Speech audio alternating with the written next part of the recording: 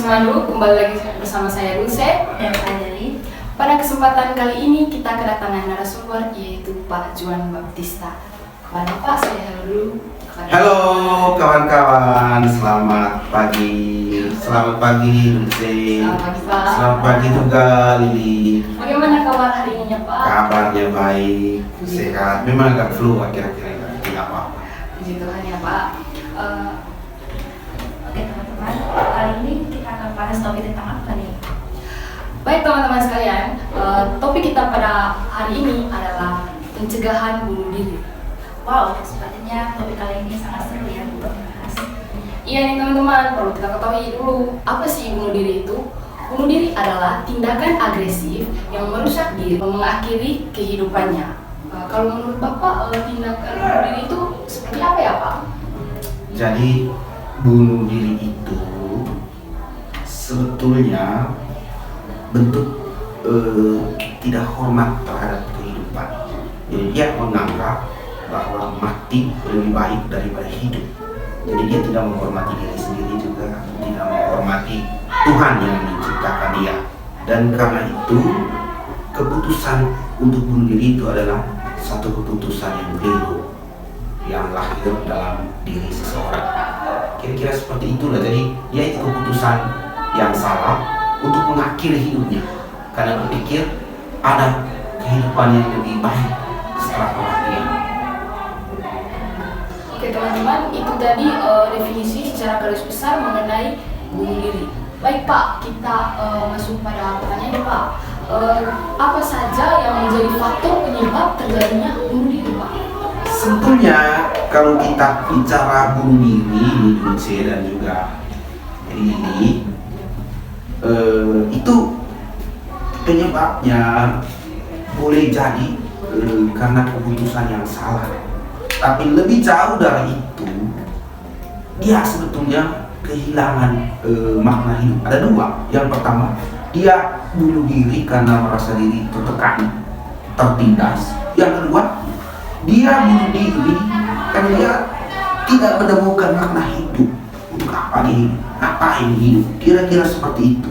Yang tertindas itu, dia memilih itu karena desakan dan tuntutan saat itu. Salah satu contoh yang merasa tertekan atau tertindas itu saat orang dalam perang, kehilangan teman-teman. Saya sendiri ada dalam situ, misalnya si A ada dalam medan perang dan dia sendiri, dan pilihannya adalah daripada disiksa ya saya bunuh diri dan mati bersama pada tentara lawan. Jadi ada keputusan bunuh diri yang memang berpikir tentang makna. Jadi pilihan ini adalah pilihan yang terbaik karena memang saya tidak punya pilihan lagi. Tapi ada bunuh diri karena dia kehilangan makna atas hidup. Dia merasa bahwa dunia ini tidak lagi relevan bagi dia. Dia merasa kehidupan di dunia ini tidak sesuai dengan konteksnya. Dia tidak merasa dicintai, tidak bermakna untuk dirinya sendiri, tidak bermakna untuk orang tuanya, dan juga tidak penting lagi dia ada di atas bumi ini. Jadi ini masalah keimanan, masalah juga kemandirian. Karena dia tidak kemandirian itu kan kalau di profil Pancasila itu ada dua. Dimensi yang pertama itu dimensi takwa kepada Tuhan yang Maha Kuasa dan akhlak mulia. Di akhlak mulia ini ada akhlak kepada Tuhan, ada akhlak kepada diri sendiri. Akhlak kepada diri sendiri itu artinya dia menghargai dirinya sendiri dan juga menghargai Tuhan yang menciptakan dia. Di masalah yang kedua, di dimensi yang kedua itu mandiri. Di mandiri ini masalah resiliensi, daya juang, daya lenting dari stres, dari keputusasaan. Nah sekarang kan dunia kita berkembang, hal-hal baru datang, tuntutan kerja juga banyak. Jadi penderitaan orang di abad 21 ini di Indonesia ini itu adalah irelevansi. Jadi kalau dulu, zaman kami dulu, itu masalahnya tertindas. Kami ini ditindas. Misalnya saya tidak dapat gaji yang layak, itu kan ditindas. Tapi sekarang orang tidak butuh dulu karena sudah ada mesin yang menggantikan. Jadi orang merasa ngapain saya ini? Saya tidak dibutuhkan dunia ini. Siapa yang bisa bertahan hidup saat seperti adalah orang yang berdiri. orang yang memiliki daya lenting yang kuat, resiliensi, kestabilan emosional, dan juga keterampilan belajar. Itu kuncinya. Masalah keluarga Pak. Iya. Terus bagaimana seseorang itu mengambil keputusan sampai pada tindakan bunuh diri akibat dari masalah keluarga? Masalah keluarga itu kan, itu masuk dalam wilayah makna. Ya, begitu dia berkonflik dengan orang tuanya atau dengan pacarnya, dia merasa bahwa kita akan merasa bermakna. Kita merasa bermakna dalam konteks sosiologis, dalam kehidupan sosial. Dan keluarga itu adalah satu kehidupan sosial atau unit kecil. Begitu dia masuk dalam unit keluarga dan keluarganya bertengkar satu sama lain, maka dia merasa bahwa dia tidak penting lagi. Tidak penting karena dia tidak bisa menyelesaikan masalah dalam keluarganya. Tidak penting juga karena keluarganya tidak lebih mementingkan dia, tapi lebih berfokus pada konflik yang mereka hadapi dalam keluarga. Nah, disinilah kemudian keputusan yang keliru itu datang. Mungkin dia mulai bayang-bayang, bapak mama kok berkelahi terus, saya kok tidak pernah diperhatikan. Mungkin karena bapak mama berkelahi karena saya. Mungkin apa sih gunanya saya hidup lagi? Nah, keputusan seperti itu adalah keputusan yang keliru. Itu paling penting.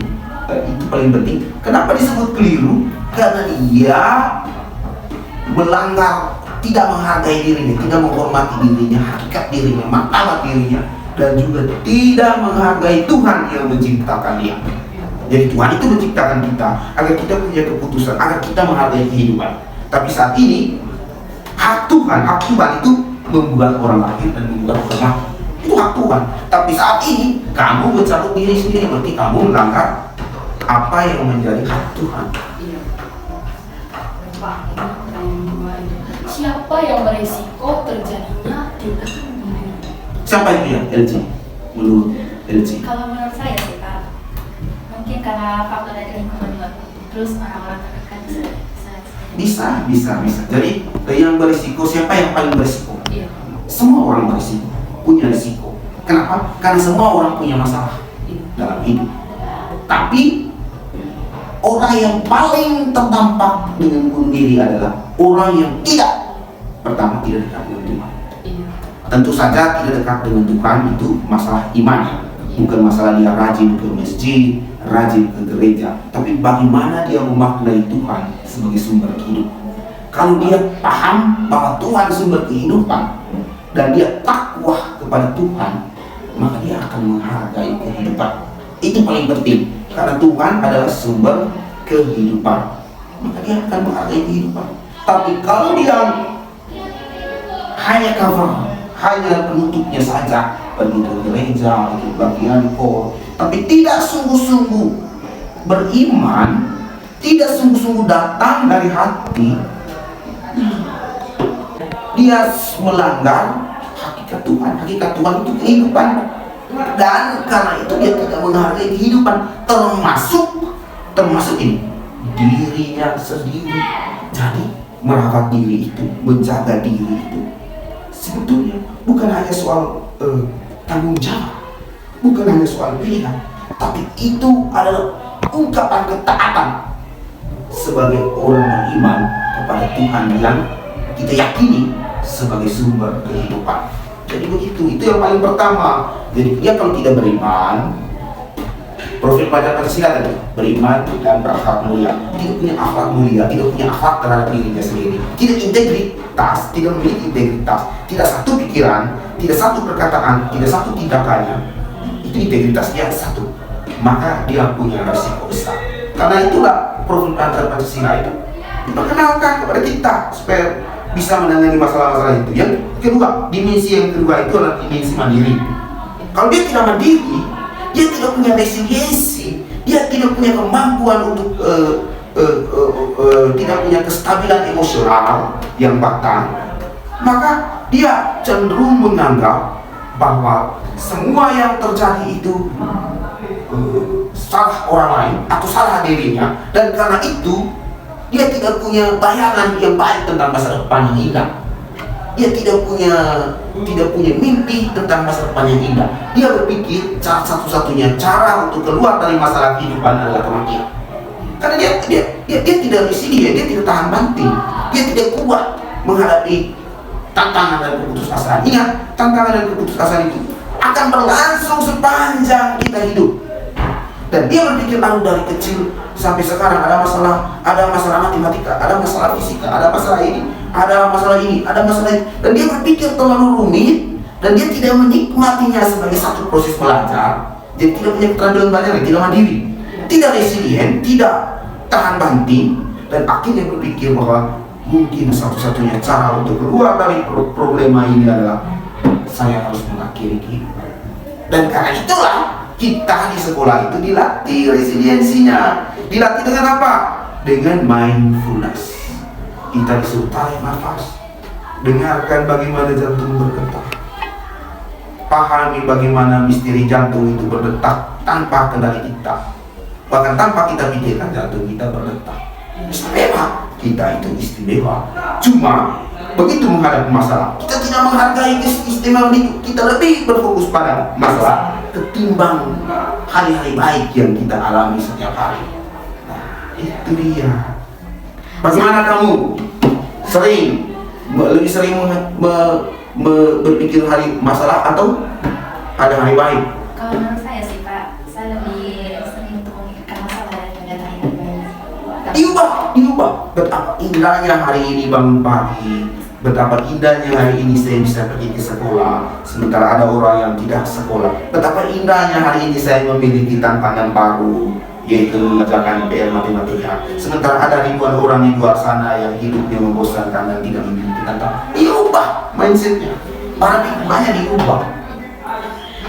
Baik Pak, kira-kira bagaimana cara pencegahan untuk seseorang itu tidak melakukan tindakan tersebut Pak? Nah, oke, caranya mau cegah ini. Yang pertama dia harus mengikuti banyak bimbingan rohani, kegiatan rohani, supaya dia menemukan Tuhan dalam dirinya dan dalam kehidupan. Yang kedua, dia juga perlu belajar menemukan, merefleksikan dan menemukan makna hidup. Itu di mandiri itu. Latihannya ada, namanya mindfulness. Jadi dia harus latih tarik nafas, menemukan makna hidup, mencari hal-hal baik yang dia temui setiap hari, sehingga dengan demikian dia memiliki seperangkat cara pikir bahwa hidup saya bermakna dan hidup saya berarti di mata Tuhan dan di mata sesama, dan saya memiliki harapan terhadap masa depan. Itu saja. Tadi setelah menceritakan Pak, kayaknya dari topik ini lebih banyak menjelaskan bahwa kita perlu mendekatkan diri kepada Tuhan yang pasti Pak. Persis. Kedua, bagaimana kita menjaga diri kita sendiri dan menghargai setiap kesempurnaan yang ada. Iya, menghargai diri sendiri. Kira-kira apa pesan Bapak kepada teman-teman untuk tidak melakukan tindakan tersebut? Pertama, itu tidak keren. Jadi jangan berpikir itu keren, itu hebat. Tidak. Itu gambaran kebodohan diri dan keputusasaan. Itu gambaran bahwa dia tidak cerdas. Yang kedua, harus ikut kegiatan-kegiatan yang bermakna untuk menemukan makna hidup. Kegiatan rohani, kemudian bimbingan-bimbingan kegiatan di sekolah, sehingga dia terlibat dalam satu makna dan dia mulai merasa bahwa dia ternyata berarti dan penting di hadapan teman-temannya, di hadapan komunitasnya, dan di hadapan dunia. Terima kasih. Baik, terima kasih Pak perbincangan singkat yang sudah Bapak berikan informasi mengenai tentang bunuh diri ini. Di sini saya mengambil kesimpulan bahwa bunuh diri itu bukanlah solusi dari masalah, melainkan cara kita lari dari sebuah masalah. Saya Dulce Dan saya Leli. kami pamit undur diri. Sekian dan sampai jumpa. Terima kasih.